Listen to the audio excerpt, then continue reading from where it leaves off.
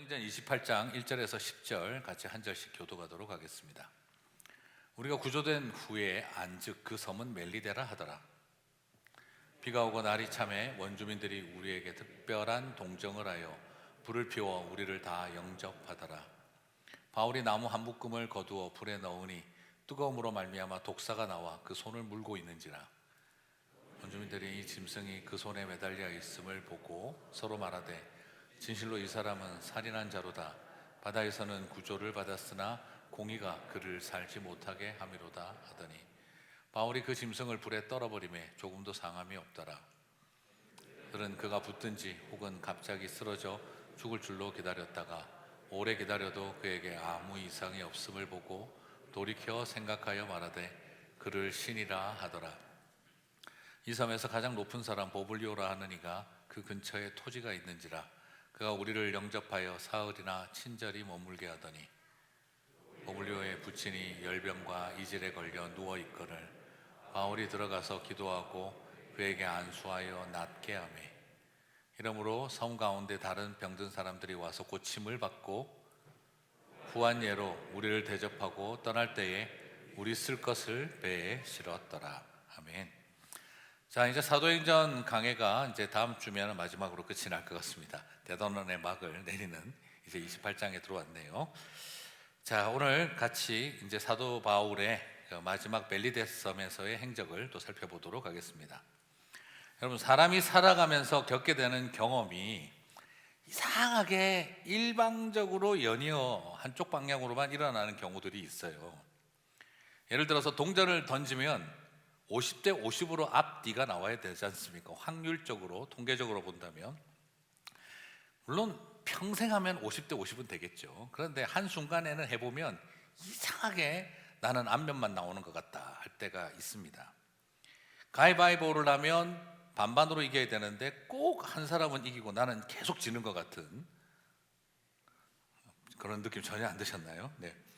그리고 애를 낳아도 아들, 딸 구별 않고 잘 낳아야 되는데 이상하게 애를 낳으면 아들, 딸 구별하여 한쪽으로 쏠리는 것 같은 그런 느낌도 우리가 사실 살다 보면 다 겪습니다. 전체적으로는 그런데 우리 집은 그렇지 않은 경우들이 있다는 거죠. 그래서 통계학자들은 이것을 뭐라고 하냐 그러면 군집 현상이다라고 합니다.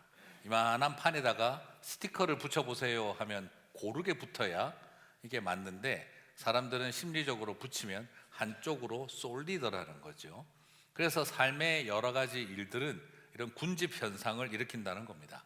자, 우리는 그러나 이런 걸 잘 모르니까 고상하지 못한 표현으로 머피의 법칙, 셀리의 법칙, 줄리의 법칙이라는 이름으로 이런 이름들을 사용을 하기도 합니다. 머피의 법칙이 뭐냐 하면 하는 일마다 이상하게 안 좋은 방향으로 꼬이는 걸 말하는 거죠. 의도치 않게 나쁜 일이 계속 겹쳐서 일어나는 것을 말합니다. 다 경험하고 계시죠?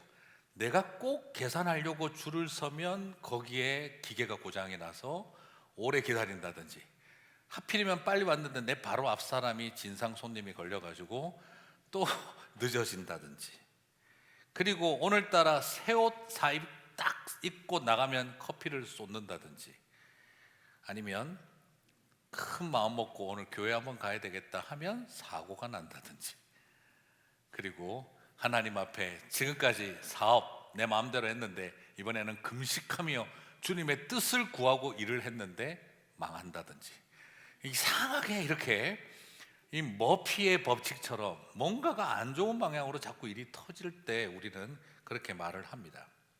반면에 또 셀리의 법칙이라고 하는 건 의도하지 않았는데 좋은 일이 계속 겹쳐서 일어난다는 거죠. 여러분가 아시죠?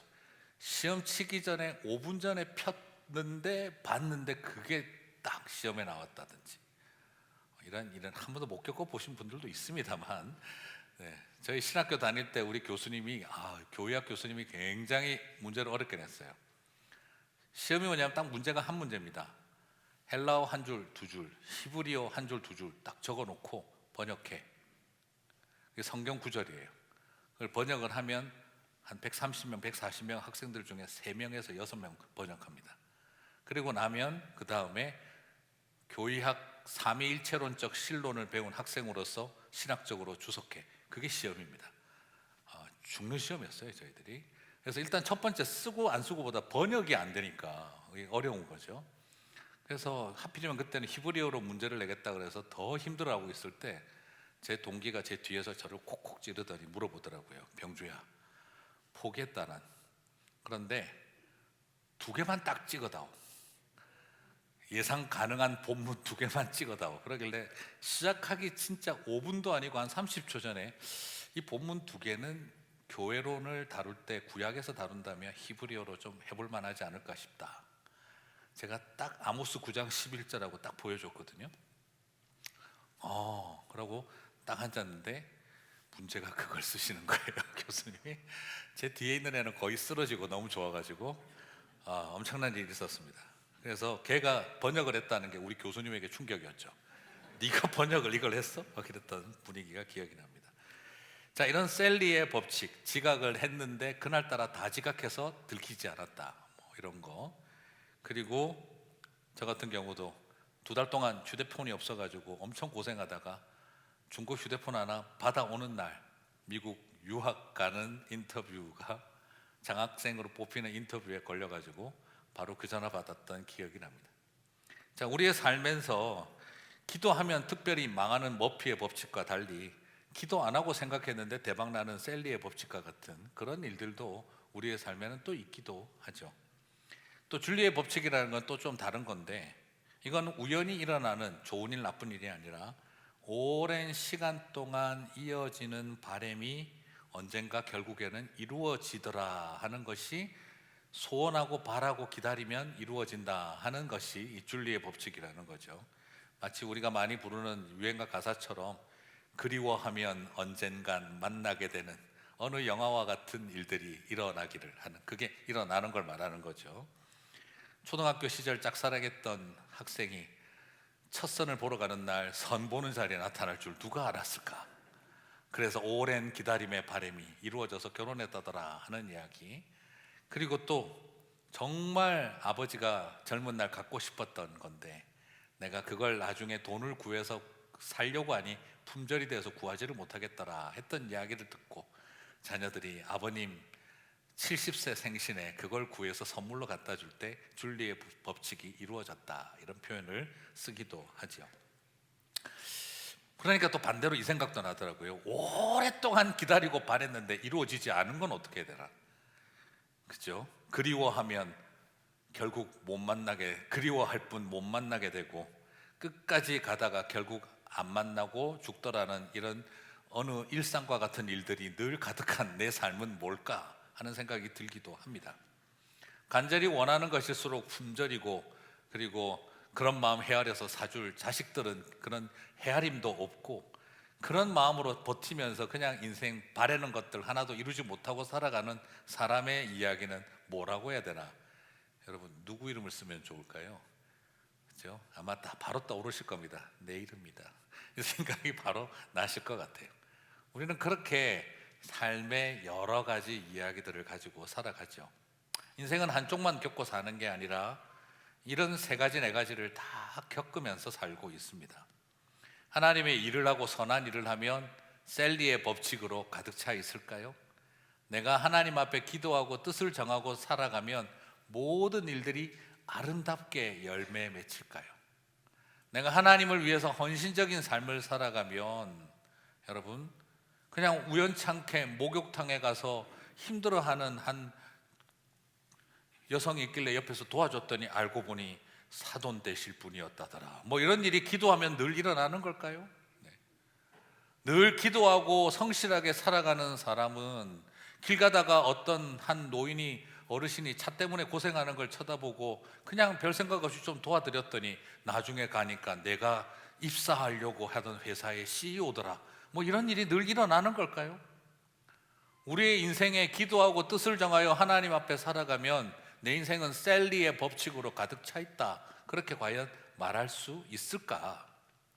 그렇다면 내 인생은 살아보니 전부 다 머피의 법칙밖에 없어 보이는데, 그렇다면 나는 하나님 앞에 저주받은 삶이고, 혹은 내가 하나님 앞에 뜻을 정해서 헌신하고 하나님 앞에 내가 뜻을 정하여 선교사의 길을 가고 뭘 하든지 간에 그냥 내 삶은 복도 없는 삶인가 라는 생각이 들기도 합니다. 하지만 여러분 아시지요? 내 뜻과 계획대로 된 인생 하나도 없지만, 그러나 우리는 살아왔고 살고 있고 또 살아낼 것이다 라는 것을 저와 여러분은 이미 다 알고 있습니다. 하나님의 주권을 인정하는 삶은 가장 어렵습니다. 하나님의 인도하심을 인정하는 삶을 인정하는 건 쉽지가 않습니다. 좋은 일은 내가 잘한 것 같고 나쁜 일은 하나님이 어떻게 이럴 수 있나라는 생각 속에 우리도 모르게 사로잡히지요. 자식들도 마찬가지 아니겠습니까? 자식들이 내 뜻대로 안 될 때 우리 느끼잖아요. 여러분 한번 생각해 보시죠. 여러분은 부모님 뜻대로 사셨습니까? 근데 왜 나는 내 새끼들이 내 뜻대로 살기를 바라는 걸까요? 그래서 목사님들끼리 모여도 그 이야기 합니다. 청년들이 말을 잘 들으면 교회 청년이고 말을 안 들으면 내 새끼다, 그렇게 이야기합니다. 왜 이렇게 내 자식들이 말을 안 듣죠? 네 새끼니까. 젊은 사람이 말을 잘 듣는다, 교회 청년입니다. 절대 우리 자녀일 리가 없습니다. 그것이 우리의 현실이죠. 그런데 우리는 자꾸 내 뜻대로 움직여 보고 싶어 해요. 내가 하나님의 주권을 인정하기가 어려운 것처럼 우리는 때로는 하나님의 인도하심, 내 삶의 자리에 머피의 법칙 같은 일이 가득할 때 우리는 그것이 내가 뭘 잘못해서 그러나 라고 생각하지만, 그러나 저는 믿습니다. 여전히 하나님은 우리를 인도하고 계시는 줄 믿습니다. 인생 살면서 내 뜻대로 된 일은 하나도 없지만 우리는 잘 살고 있습니다. 인생 살아가면서 내 마음 알아주는 사람 주변에 많았으면 좋겠지만 내 마음은 전혀 몰라주는, 때로는 배우자, 자식, 부모님들 사이에 살아가지만 그래도 우리는 살아갑니다. 소망하던 대로 되지 않고 때로는 해피엔딩이 되지 않을 때도 있습니다. 우리 부르는 찬송가 중에 제 마음에 가장 크게 울림이 됐던 것 중에 하나가 그겁니다. 이 깊은 고독 속에 내 생명 끝나도 주밖에 나의 마음 네 알아주리오.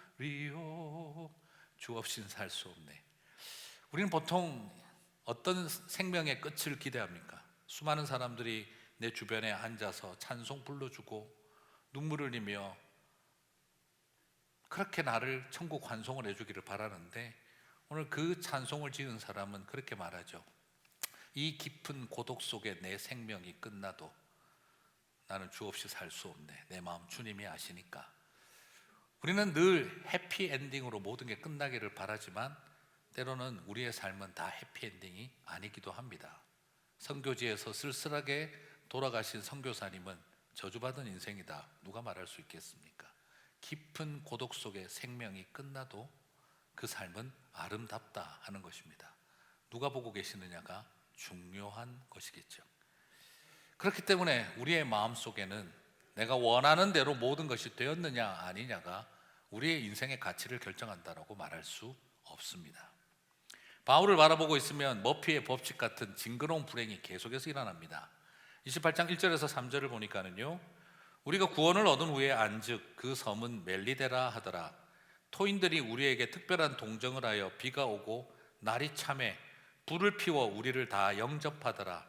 바울이 한 뭇 나무를 거두어 불에 넣으니 뜨거움을 인하여 독사가 나와 그 손을 물고 있는지라. 여러분 이걸 보시니까 어때요? 우리가 구원을 얻은 후에 그 유라굴라 광풍으로부터 우리가 구조된 이후 살았다 하고 난 다음 바로 일어나는 일이 뭡니까? 독사에게 물리는 일이었습니다.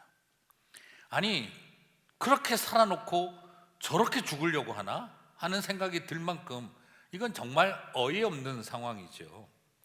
복음을 전하러 가는 길이고 생명 살리러 가는 길이고 저 270명이 넘는 배와 함께 동행했던 사람들, 승객과 뱃사람들을 다 살리는 길을 걸어왔던 바울에게 왜 뱀의 독사에 물리는 일이 일어나야 하는가 하는 생각이 듭니다. 그렇지 않겠습니까? 배에서 내리니 뱀이 기다리고 있다니 이게 무슨 말이냐? 남들 살려놨더니 왜 내가 죽는 길을 걸어가야 하느냐? 그리고 남들은 아무도 안 물리는 뱀을 왜 나만 물릴까? 그리고 내가 어디 피워주는 불 앞에 있다가 물렸나? 다른 사람들 따뜻하게 해주려고 나뭇가지 묶어서 애쓰고 노력하고 있는 나한테 왜 뱀이 물리게 하나? 어쩌면 이런 일은 우리의 마음을 굉장히 상하게 만들 수 있을 겁니다. 그렇지 않겠어요? 교회를 위해서 봉사하겠다고 열심히 내가 주방에 가서 좀 일 좀 하겠다고 하는데 왜 가스에 불이 붙어가지고 난리가 나냐? 겪어본 일들이죠. 네. 왜 내가 주차장에서 봉사하며 섬기겠다고 하는데 왜 나한테 와가지고 저 사람은 큰 소리 치고 신경질 내나? 그러지 마세요, 여러분. 네. 봉사하시는 분들한테 왜 내가 시간 쪼개어서 목자하고 내가 무슨 죄가 있다고 자기한테 전화 돌려서 밥밥 그냥 이렇게 해야 되나? 그런데 큰 소리 뻥뻥 치고 그렇게 하면 어떻습니까? 우리의 마음속에 드는 생각은 내가 이런 꼴 당하려고 여기까지 왔나 하는 생각 듭니다. 더더구나 오늘 그거를 모습을 보고 사람들은 모르고 또 함부로 판단하고 말을 합니다. 28장 4절을 보니까 그 멜리데 사람들이 말하죠. 토인들이 이 짐승이 그 손에 달림을 보고 서로 말하되 진실로 이 사람은 살인한 자로다. 바다에서는 구원을 얻었으나 공의가 살지 못하게 하심이로다 하더니 누가 봐도 그렇게 생각할 만하겠지만 참 그렇죠. 저 풍랑이는 바다에서 살아남았는데 독사가 바로 무는 것을 쳐다보니 저 사람은 반드시 죽어야 할 살인자다.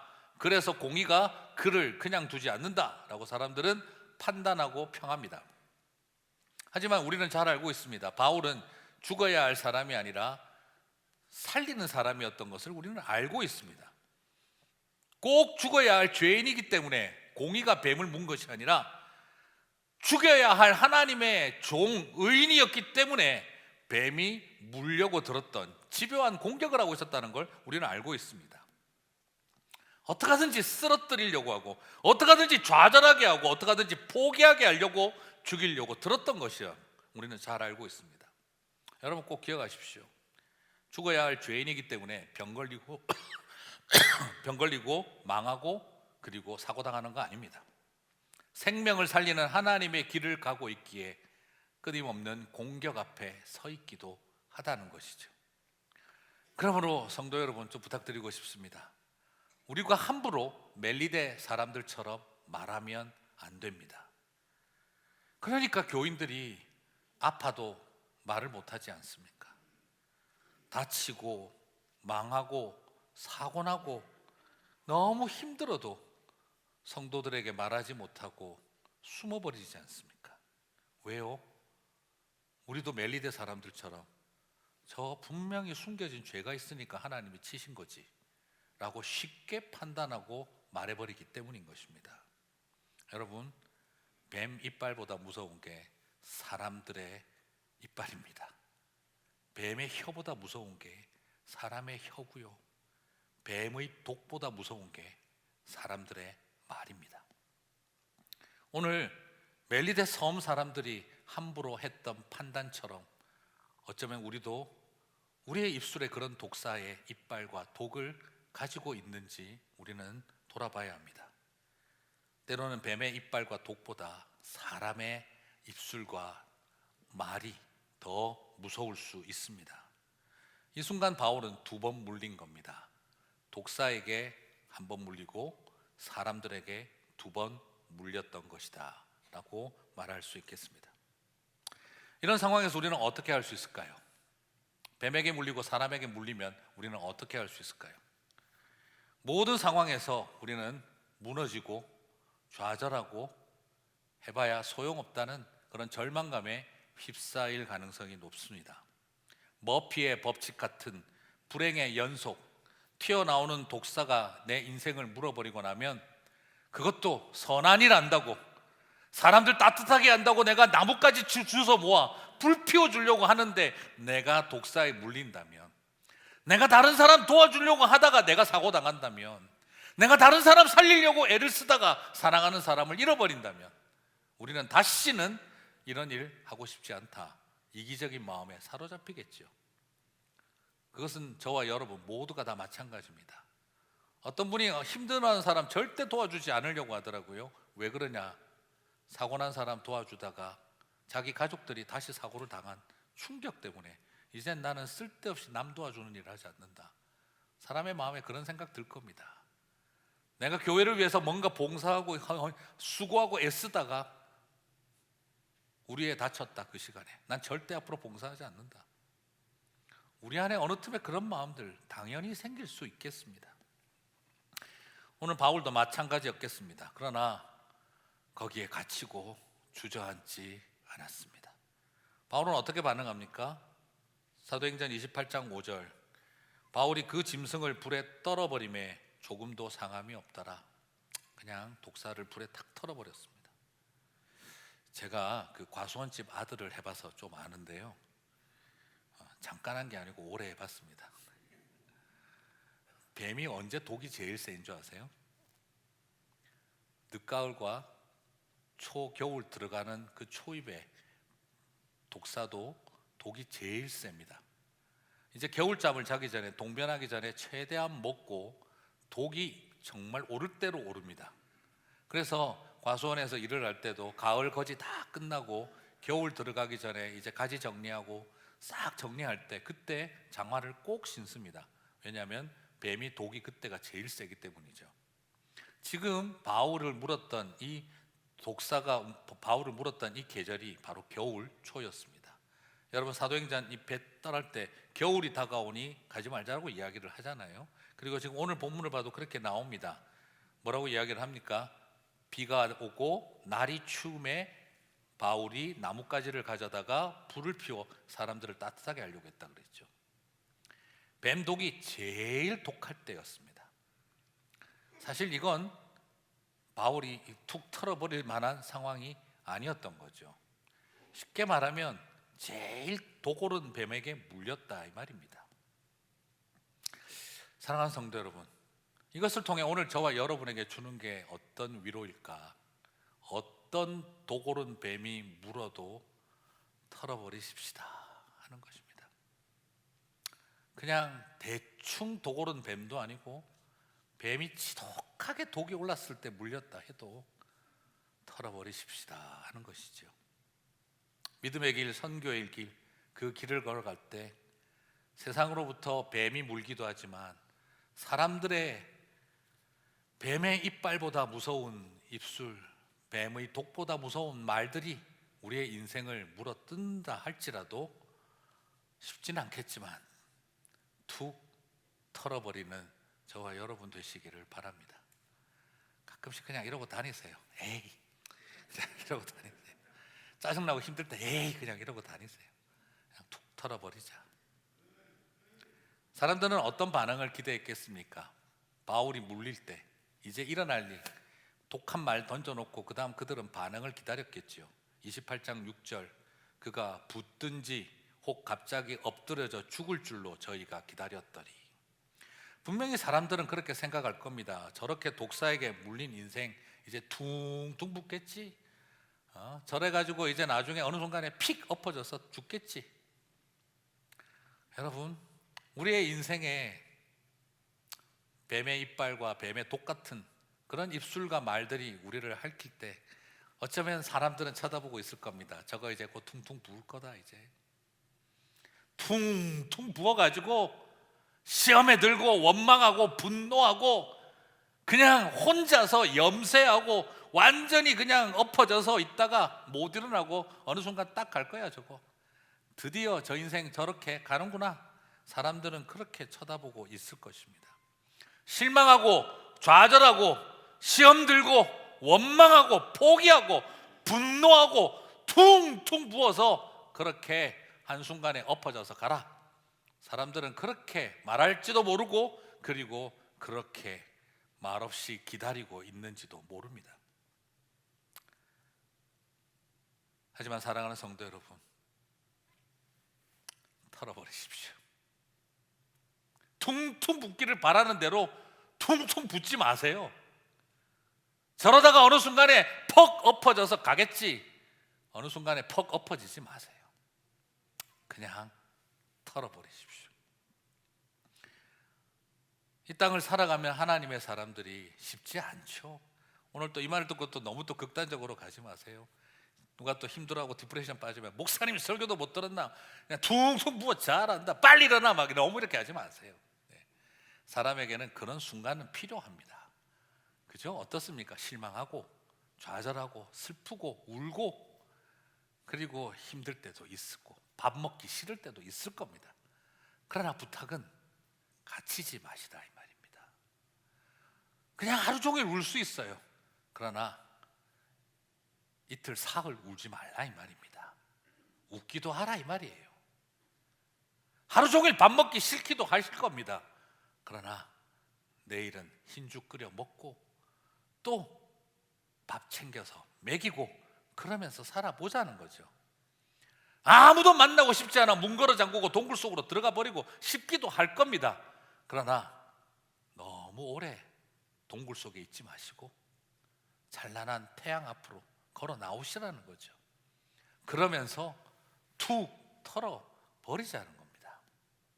퉁퉁 부어, 끝까지 퉁퉁 부어 어느 순간에 퍽 엎어져서 쓰러져 죽지 말고 그냥 바울이 걸어간 것처럼 툭툭 털고 일어나시자는 것입니다. 그렇게 될 때 어떤 일이 일어납니까? 뱀의 집요한 공격은 오히려 그 세상을 살리는 축복의 통로가 되고 있습니다. 지금 뭐라고 해야 될까요? 지금 바울에게는 머피의 법칙이 일어나고 있는 것 같은데, 바울의 고통과 불행을 통해서 어떤 일이 일어납니까? 멜리데 사람들은 어느 날 갑자기 배 타고 온 사람 덕택에 온 마을 사람들이 사는 셀리의 법칙이 일어나고 있는 것이죠. 오라고 했습니까? 사도 바울을 초청을 했습니까? 바울에게 골탕 먹이려고 뱀을 준비했습니까? 아무것도 하지 않았는데 사도 바울이 겪었던 불행의 연속이 멜리데 사람들에게는 구원의 통로가 되고 있더라는 것이죠. 멜리데 사람들만이 아닙니다. 그 배에 함께 있었던 뱃사람들도 다 축복을 누렸습니다. 그 수없는 고통의 기간은 뱃사람들의 구원의 축복의 통로였고, 그리고 그 고통의 이야기는 그 섬 사람들의 축복과 구원의 통로가 되더라는 것이죠. 그래서 바울의 뱀에 물리고 죽어가던 그 고통과 같은 것은 이제 멜리데 사람들을 살리는 통로로 바뀌기 시작을 합니다. 사도행전 28장 7절에서 10절을 봅니다. 이 섬에서 제일 높은 사람 보블리오라 하는 이가 그 근처에 토지가 있는지라 그가 우리를 영접하여 사흘이나 친절히 유숙하게 하더니 보블리오의 부친이 열병과 이질에 걸려 누웠거늘 바울이 들어가서 기도하고 그에게 안수하여 낫게 하매 이러므로 섬 가운데에 다른 병든 사람들이 와서 고침을 받고 후한 예로 우리를 대접하고 떠날 때에 우리 쓸 것을 배에 올리더라. 사도 바울이 뱀에 물리는, 독사에 물리는 그 일은 결국에는 오히려 역전이 되어져서 온 마을 사람들을 치유하고 회복시키는 통로가 되고, 그리고 그 덕택에 뱃사람들은 섬 사람들의 도움을 얻어 배를 타고 떠나게 될 수 있는 후원을 받았다라고 말하고 있습니다.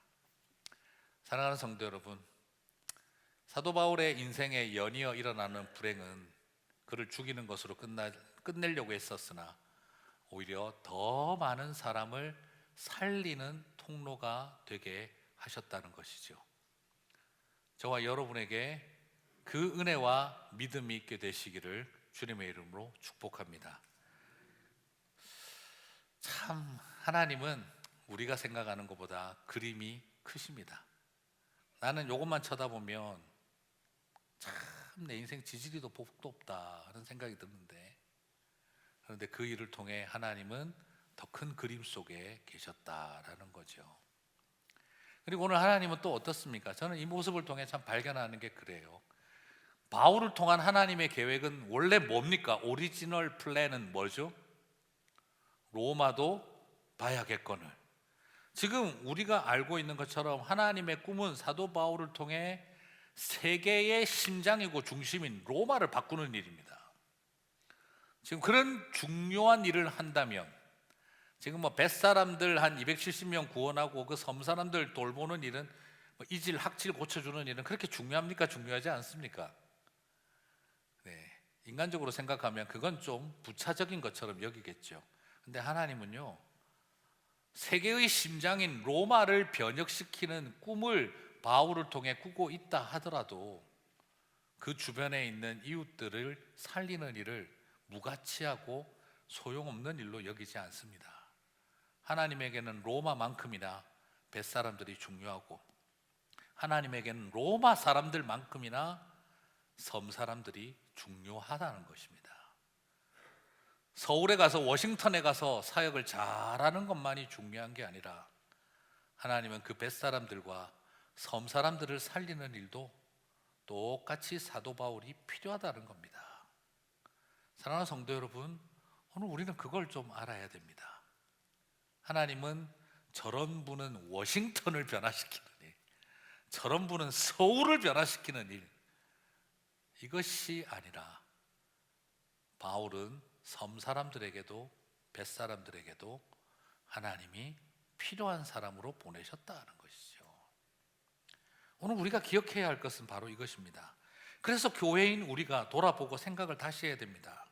로마를 살리는 세계 선교의 여정을 위해서는 그저 뱃사람들과 섬사람들은 바울 가는 길을 도와주는 수단으로서만 존재하는 사람들이 아니라 그들 또한 복음의 목적이고 하나님의 목적이었다라는 것입니다. 오늘도 저와 여러분에게 그 소중함을 알게 되시기를 바랍니다. 우리는 저 세계의 심장부를 변화시키는 일이 중요하기 때문에 섬은 덜 중요하다라는 생각을 가져서는 안 됩니다. 이것이 하나님의 방법이기 때문입니다. 로마도 봐야 하거늘 이것만 생각하시면 안 됩니다. 이웃들도 봐야 하거늘인 것입니다. 이것이 우리가 지향해야 할 선교적 교회의 바른 균형입니다. 우리는 글로벌 비전을 가지고 세계 선교를 꿈꾸고 있다라고만 생각하면 안 됩니다.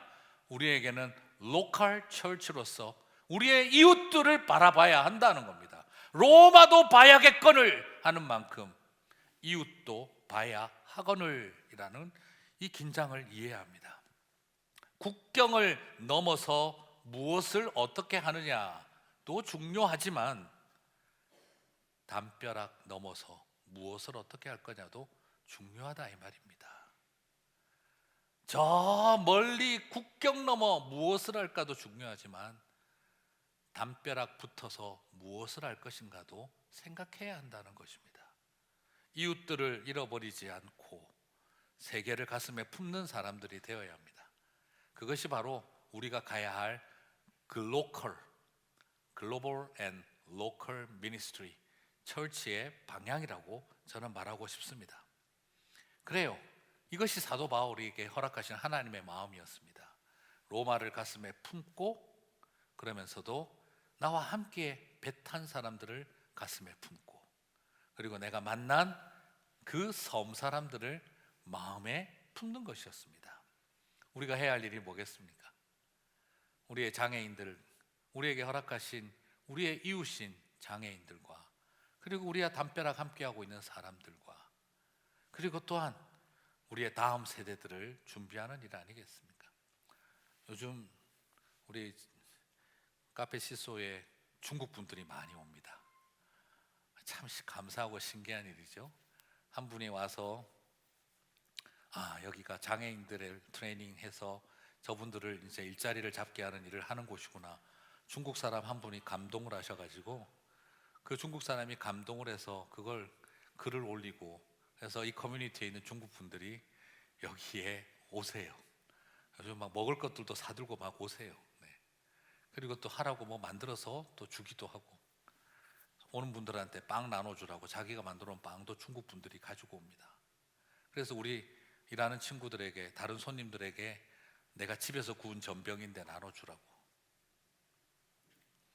여러분 우리가 나가서 중국 사람 교회로 데리고 올 수 있습니까? 여러분 중에 한 분이라도 중국 사람 교회로 데려오실 만한 능력 되시는 분이 있으세요? 근데 장애인 돕기 위해서 시작한 작은 일에 그분들이 움직이고 있더라고요. 그래서 여러분 혹시 그분들이 뭐 중국 음식 들고 온다고 인상 쓰지 마세요. 네. 나도 못할 일을 그분들이 하고 있는 겁니다. 그분들이 전병 구워 와서 손님들 나눠주라고 도네이션하고 그러고 있어요. 저는 여러 생각이 들었어요. 이게 같이 함께하는 일들부터 시작하는 거구나. 사랑하는 성도 여러분, 어쩌면 주님이 오랫동안 원해왔던, 저는 그래서 줄리의 법칙이라고 하고 싶지 않습니다. 주님의 법칙, 우리가 겪는 머피의 법칙을 통해서 오히려 이 세상의 사람들은 셀리의 법칙을 경험하게 하는 것이 주님의 오랜 기다림과 바램을 이루어가게 하시는 주님의 법칙이 일어나고 있다라는 것이죠. 사랑하는 성도 여러분, 오늘 저와 여러분이 감옥에 갇히기도 하고 풍랑을 만나 다 잃어버리기도 하고, 그러고도 섬에 들어가서 독사에 물리는 일을 경험하게 된다 할지라도 하나님은 그 일을 통해 벳사람들을 구원받게 하고 섬 사람들을 구원받게 하며 로마를 보게 하시는 줄 믿습니다. 그것이 이 땅에 보냄받은 선교적 교회가 가야 할 길이고 우리가 기도해야 할 일입니다. 말씀을 마무리하겠습니다. 심현보라고 하시는 수필가는 이런 말을 합니다. 나는 온다는 말을 좋아해. 비가 온다, 눈이 온다, 아침이 온다, 봄이 온다. 도무지 사람의 힘으로는 막을 수 없는 것들, 아마 그런 모든 것을 사람들은 온다라고 얘기하나 봐. 저는 참 그 글을 보면서 여러 생각을 해봤습니다. 그렇죠. 겨울이 간다라는 말보다는 봄이 온다는 말이 더 좋죠. 우리의 삶 속에 뭔가는 끊임없이 옵니다.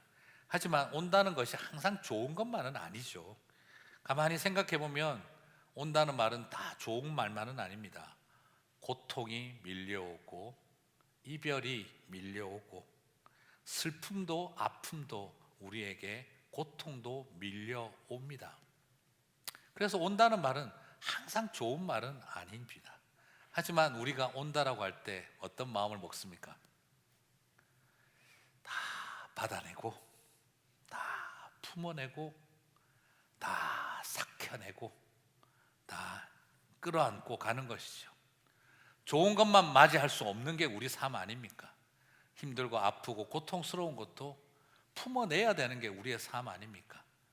그래서 기왕이면 힘들지만 우리 한국 사람들은 그 말을, 그래 고통이 오는구나, 비도 오고 눈도 오고 사람도 오고 고통도 오고 눈물도 오고 다 우리에게 온다라고 안아내는 것이죠. 그렇습니다. 머피의 법칙이라고 여기고 나는 참 불행하다라고 생각하지 말았으면 합니다. 이것이 누군가를 살리는 통로가 될 수 있다면 다 끌어안고 품어내고 가는 것이죠. 그러면서 어느 틈에 우리를 향한 주님의 오랜 기다림을 이루어드리는 주님의 법칙이 이루어질 것이라는 믿음을 갖는 것, 그게 우리에게 주어진 길 아닐까 싶습니다. 힘든 일 많이 있으시죠? 그러나 꼭 기억하십시오. 세상에 그치지 않는 비는 없습니다. 우리를 힘들게 하는 폭우나 지긋지긋한 장마도 언젠가 그칩니다. 물론 나쁜 것만 그치지 않죠. 좋은 것도 그칩니다. 타들어가는 듯한 가뭄을 적셔주는 단비, 아무리 좋아도 언젠가는 그칩니다. 좋은 일도 그치고 나쁜 일도 그칩니다. 그래서 우리의 삶 가운데 안 좋은 것도 언젠간 그칠 것이고 좋은 것도 언젠간 그칠 날이 오겠지요.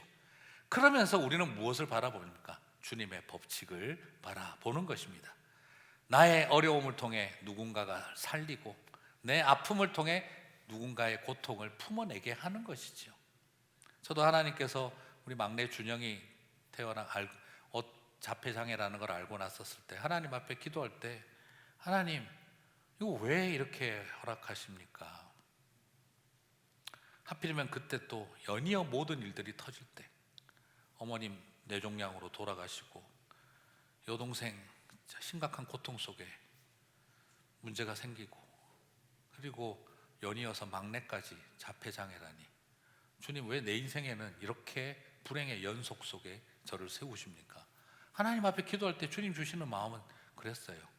목사의 가정에 장애를 가진 아들을 허락했다면 계획이 있을 텐데 너는 그 계획을 알고 싶으냐? 아니면 네 아이가 기적적으로 낫는 것을 경험하고 싶으냐? 그때 하나님 앞에 정말 대들었죠. 하나님, 이런 순간에도 제가 애비가 아니라 목사이기를 원하십니까? 그냥 목사의 가정에 장애를 가진 애가 왜 태어나는지 난 그런 거 잘 모르겠고, 그냥 내 새끼 살려주세요. 그렇게 하는 애비가 되면 난 안 됩니까? 왜 이런 상황에서도 제가 목사이기를 원하십니까?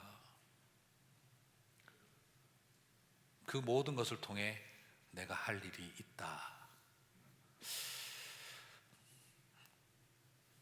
그 할 일을 이제 조금씩 세월이 흘러가며 아는 것 같습니다. 사랑하는 성도 여러분, 그 아들의 일이 없었더라면 저는 공부 잘 끝내고 한국 바로 갔을 것이고, 그리고 이민 목회를 하지도 않았을 것이고, 그리고 장애인들에게 함께하는 이웃들 되는 교회 되는 일 생각도 안 해봤을 것이고, 우리 교회가 건강하여 재정이 많으면 장애인 단체 좀 도와주면 되지 하는 선에서 끝났을 것이고,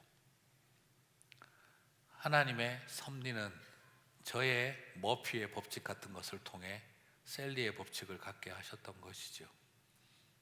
이젠 저 팀들이 더 만들어지면 우리가 하이어해야 되겠지요. 장애인들을 하이어하고 일할 수 있게 해야 되겠지요. 그리고 또 다른 일들이 있다면 꿈꿔봅니다. 같이 함께 살아갈 수 있는 집을 만드는 일도 생각도 해봅니다. 여러 가지 것들을 꿈꾸면서 그 많은 일들을 하나님께서 하게 하신다면 그때 하나님 저에게 주셨던 그 마음, 이게 이런 거였구나 라고 찬송할 날들이 올 때 내 인생은 머피의 법칙의 연속이었다가 아니라 주님의 법칙이 이루어지는 것이었다라고 말할 수 있을 거라 믿습니다. 사랑하는 성도 여러분, 그렇게 하면 오는 세월이 있으면 언젠가 가는 세월도 있을 것입니다.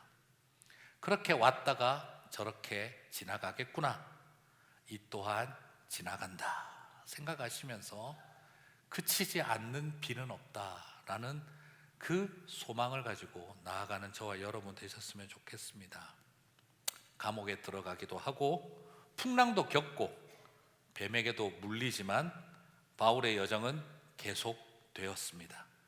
그 선교적 여정이 있게 되시기를 바랍니다. 무슨 이빨이 어떤 독이 여러분을 물어도 툴툴 털어버리고 내 인생의 불행이 하나님 나라의 유익이라면 이 또한 은혜로 쓰임받기를 기대하며 나아가는 저와 여러분 되시기를 주님의 이름으로 축복합니다.